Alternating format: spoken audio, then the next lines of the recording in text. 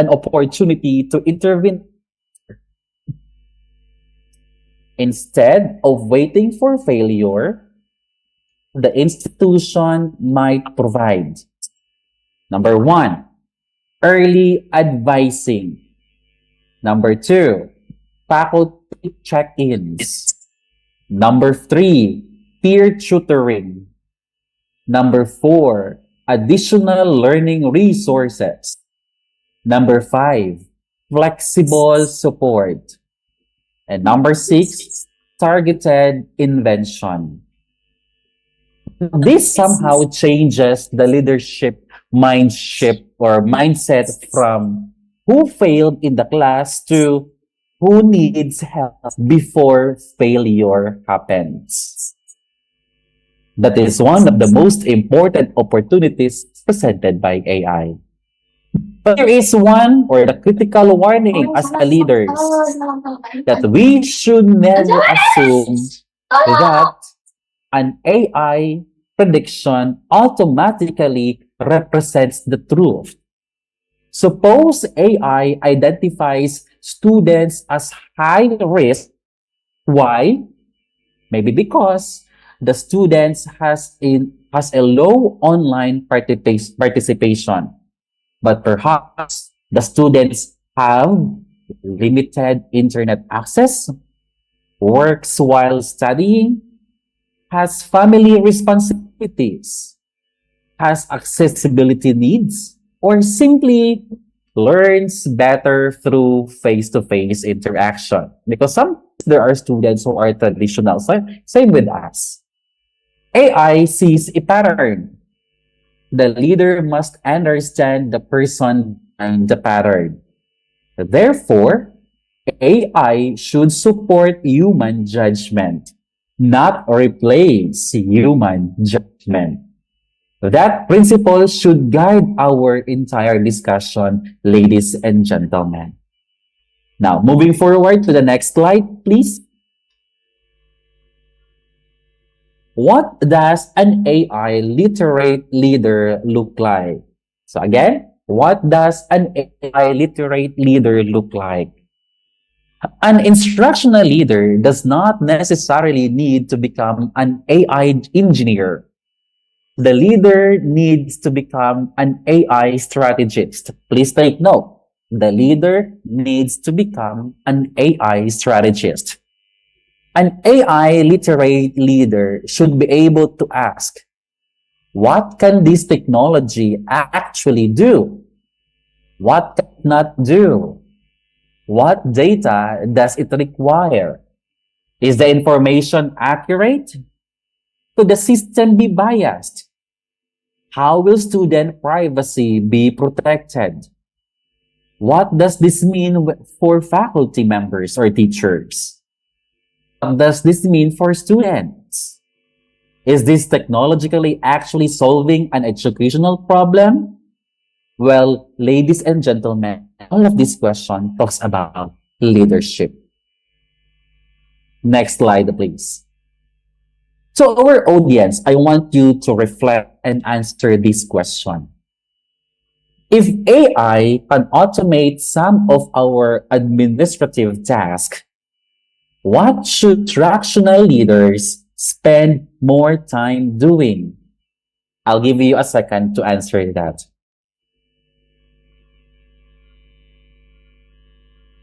Thank you. The purpose of AI should not be to make leaders less important. It should allow leaders to spend more time on human work that matters. Next slide, please. Now, defining the gold generation. Because whether we like it or not, we are done with the 21st century of learning, and we are now creating gold generation. If leaders might be considering this question, if AI is changing the workplace, what kind of graduates should our institution produce? This is a very important question that every dean, the rector, the vice rectors must consider. This perhaps the most important questions in the entire discussion. We cannot redesign education around AI until we first decide what we want our graduates to become. Because that is really the purpose of gold generation. Gold represents value, quality, and enduring worth. We should focus on, or our goal here is not to produce graduates who simply know how to use technology. Like, for example, you may be asking your students to please turn on the computer. That is not in the gold generation anymore. But instead, we have to make sure that our students know how to manipulate the technology. Because today's technology will change. The AI tool students use today may be replaced by tool or by any other tool tomorrow. Therefore, we should focus on enduring competencies. Take note, we have to focus on enduring competencies. Now, allow me to share with you the 5 characteristics of gold generations. What can we see about, or what can we see about these students talking about the gold generations? Number 1, we have professionally competent. What do you mean by professional competent? Graduates must possess strong disciplinary knowledge and practical skills. AI does not eliminate the need for expertise. In fact, the more powerful AI becomes, the more important expertise, because professionals needs to recognize when AI is wrong. For example, a nurse, an engineer, a teacher, an accountant, a lawyer, or a business professional cannot simply accept an AI-generated answer without understanding the field. That needs to be pondered. The second characteristic, ladies and gentlemen, is being a critical thinkers. This may become even important in the AI era. Students need to ask, is this information accurate? What evidence supports it? What assumptions are being made? What is missing? Is there yes?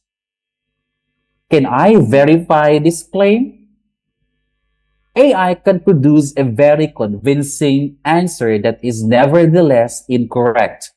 Excuse me, Therefore, Sir James. Hello, Sir James. I'm really yes, sorry to remind you that since our time is very limited, so could you please make it simple 5 minutes left? Thank all you. right. Okay, thank you. Now, thank you for that reminder, Boom. Yeah, we have there that a graduate must know how to answer, how to become an evaluator. The second or the third characteristics of a gold generation is digitally fluent or digitally and AI fluent. The students should know how to use AI appropriately. The fourth one is ethical. A gold generation graduate must understand that technology always has consequences. And the fifth one is adaptable and lifelong learners. That the students or the knowledge that the students acquire today may be outdated. That the students will continue to perform the task without the use of AI. Ladies and gentlemen, next slide, please. There is a problem when it comes to the alignment of the technology and the system that we are using right now. The institutions may say, we want innovative, critical thinking, digitally fluent graduates. But our assessment tells differently. There is what we call mismatch. Institution's vision says one thing. The curriculum says another. The assessment system says something else. Therefore, AI gives us an opportunity to rethink alignment. Now, moving forward to the AI tools for leaders. Next slide, please. That the leaders should know the difference between the two. The data analytics, next slide please, and the generative AI. In, gen- in data analytics, ladies and gentlemen, this will help the leaders to understand what is happening. And for the generative AI, ladies and gentlemen, it can assist teachers, leaders in a numerous ways. Like, for example, for teachers brainstorming and among others. Teachers should remain responsible for reviewing the output. AI should be treated like an assistant, not an unquestionable expert. Next slide, please. Now, we have here a practical example. Imagine a faculty member has an 80 students and needs to provide an individualized feedback. Many students. This can be extremely time-consuming. But with the generative use of generative AI, this could help the teacher organize the feedback, identify common errors, suggest clearer language, or align comments with learning outcomes. When it comes to personalized learning, the student should know how to explain the complex topic into a simpler language. That the students may give more difficult example, or the students may ask AI to provide a very difficult example and provide a very specific or very easy explanation. For leaders, ladies and gentlemen, paperwork may be done. But the goal here, ladies and gentlemen, is that as a leader, there should more students interaction, there should have a better feedback, there should have a mentoring, there should have a curriculum improvement, there should have a professional learning, there should have a research, there should have a collaboration and innovation. That is how efficiency becomes educational improvement. Now, let us proceed with creating an AI-ready culture.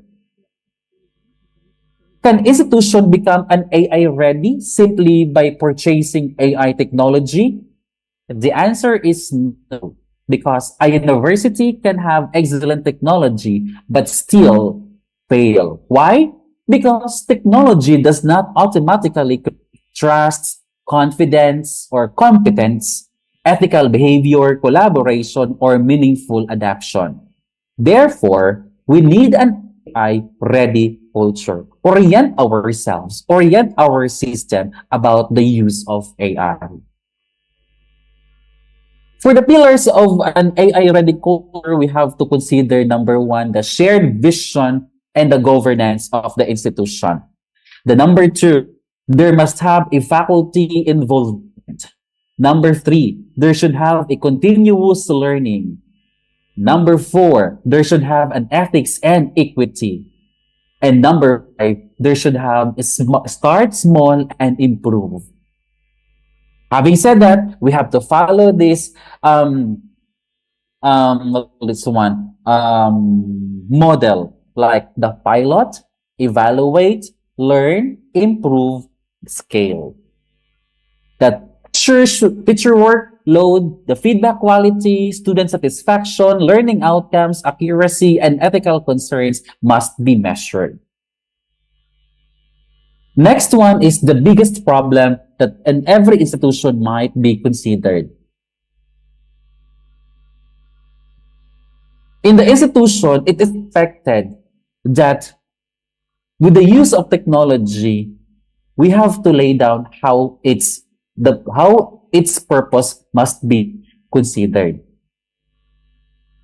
You have to think about the institutional vision, the goal generation, the curriculum and assessment, the faculty development, the AI tools and data, the ethical governance, student outcomes, and continuous improvement. We call it CQI, or continuous quality improvement. And this is very important for every institution.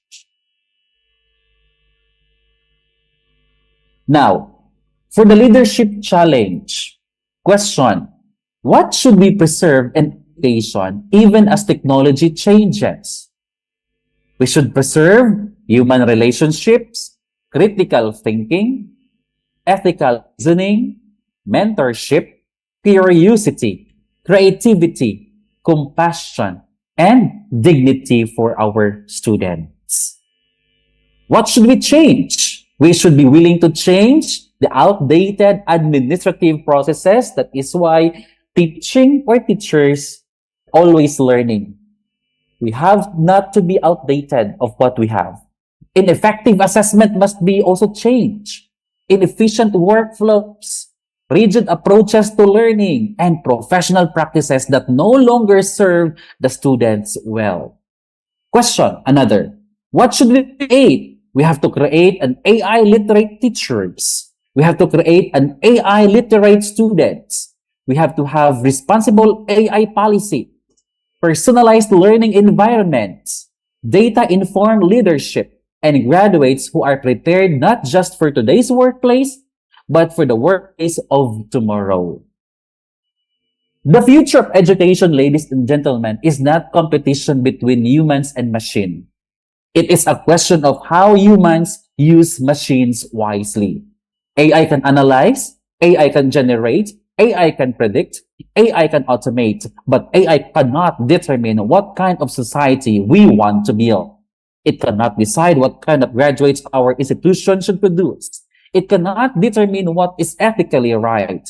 And it cannot replace the responsibilities of educators to inspire, mentor, challenge, and care for learners.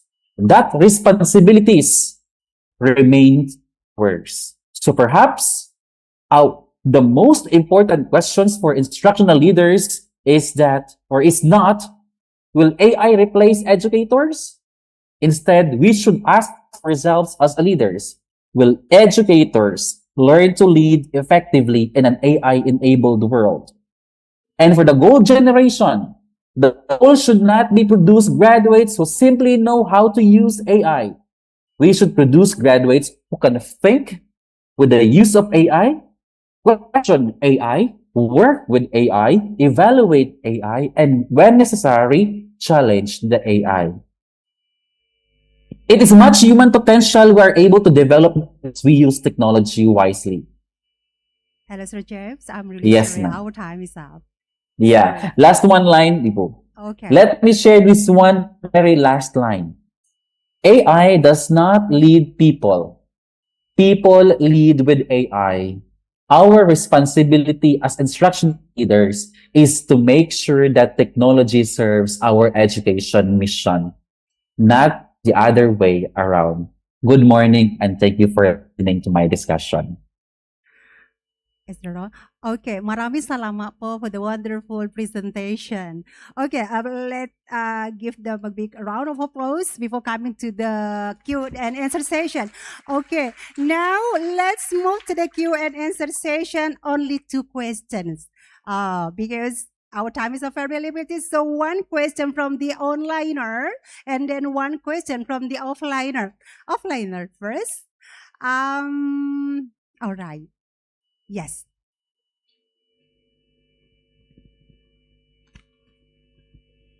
Only one, since our time is very limited, Bapak Ibu. Do not forget to introduce yourself first and also your major. Oke, Assalamualaikum warahmatullahi wabarakatuh. Waalaikumsalam warahmatullahi wabarakatuh. Let me introduce myself. My name is Muhammad Lutfi Akmal as a master student in educational administration. My question is, how do we ensure that the use of AI in education continues to build student critical thinking, skill, and creativity, rather than making them overly depend on AI? Thank you. Hello, Sir James. Yes, Bu. Let me rephrase the question, or could you mind to repeat the question? I speak slowly. Yes, please. Okay, I repeat my question. The question is, how do we ensure that the use AI in education continues to build a student a critical thinking and a creativity, rather than making them overly depend on AI? Thank you. All right, thank you for that question. First thing first, you have to put yourself on the shoe of being a leader. That as a leader, you should know where your graduates are going. Aside from that, you should know that first century of learning, that creativity, critical thinkers are part of it. When this 21st century of learning are mastered by these students, gold generation will come after. Now, if these critical or these competencies are mastered, the students will develop more and more their innovations or their innovative and their creativity. As what I have mentioned a while ago, that as an educator, as a leader, we always learning. As an as a teacher, nor students, we always innovation or we are always innovative. So learning does not stop when we learn how to use AI. Instead, learning will continue and continue until we develop new learnings. And that is what we call innovation. Thank you for that question. Okay, so is Thank you, that the sir. answer of your question? Yeah. Yes. Okay, thank you. Now let's move to the last question. As I said before that, the last question will be from onliner. Hello, everyone, onliner. Any of you? Hello. No, no one from onliner. Yes. Okay. Hello. Askia. Okay, Askia. Could you please mention your major or introduce your major? Yes. Hello, my name is Askinur Madina, and I'm a fifth semester student in the elementary teacher education major. I would like to ask a question. My question is, you mentioned that the gold generation should be critical thinkers, digitally fluent, adaptable, ethical, innovative, collaborative, and capable of lifelong learning. In your opinion, Dr. Arman, which of these characteristics is the most difficult to develop in students? Thank you. Wow, that's very challenging one because as a teacher, we conduct diagnostic. We should know our students. We should know their strengths and weaknesses on a certain topic or situation. If we truly understand our students, you can provide an effective approaches or teaching approaches with them. So being a student or if not being a teacher, we know or we should know who are our students, their backgrounds, so that you can supply their needs. With the use of technology that we are having right now, we are very much fortunate because we are in a world where technology is surrounding us. So we have to consider the socioeconomic status of our student. If students are coming from this area, like for example, in the rural or urban area, we have to facilitate that kind of scenario or situation. There are some students who do not have internet or technology. There are some students who have very good technology. Now, as a teacher, we have to develop these ways of facilitating the teaching and learning process effectively. Use an effective teaching and learning activities, be it in the world of technology or in a traditional way of teaching. Thank you. Alokia, is that clear? Yeah. Okay, ladies and gentlemen, since our time is already over, so before going to the next agenda, firstly, let me summarize Dr. James' presentation today. Again, maraming salamat po for the wonderful presentation. Okay, so according to his presentation, if we want to be a generation, why gold generation? Because one of our keywords in our topic today is gold generation. So, if you want to be categorized as a gold generation, you must be professionally competent. And then the second one is a critical thinker. The third one is agility and affluence. And then four is ethical. And the last one is adaptable. So, guys, make sure that if you want to be categorized as a gold generation, you must have 5 categories. So I think that's all from me. Thank you very much for your kind attention. Let me back to the Master of Ceremony.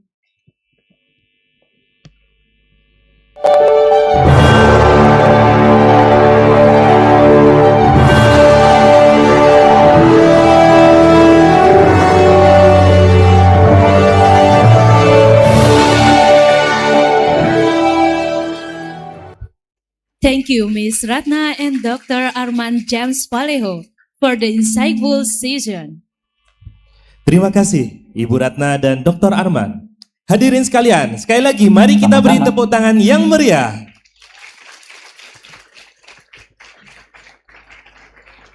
Ladies and gentlemen, we will now proceed with the presentation of the certificate to our second keynote speaker, Dr. Arman James Vallejo. Hadirin yang kami hormati, acara selanjutnya adalah penyerahan sertifikat kepada keynote speaker kedua, Dr. Arman James Vallejo. The certificate will be present symbolically, followed by a photo session. Penyerahan sertifikat akan dilaksanakan secara simbolis dan dilanjutkan dengan dokumentasi. Kepada operator dan dokumentasi untuk mempersiapkan. Baik, akan kami pandu untuk dokumentasinya dalam hitungan 3, 2, 1.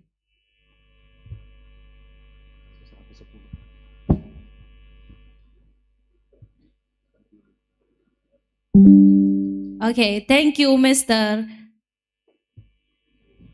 Ladies and gentlemen, that concludes our keynote session for today.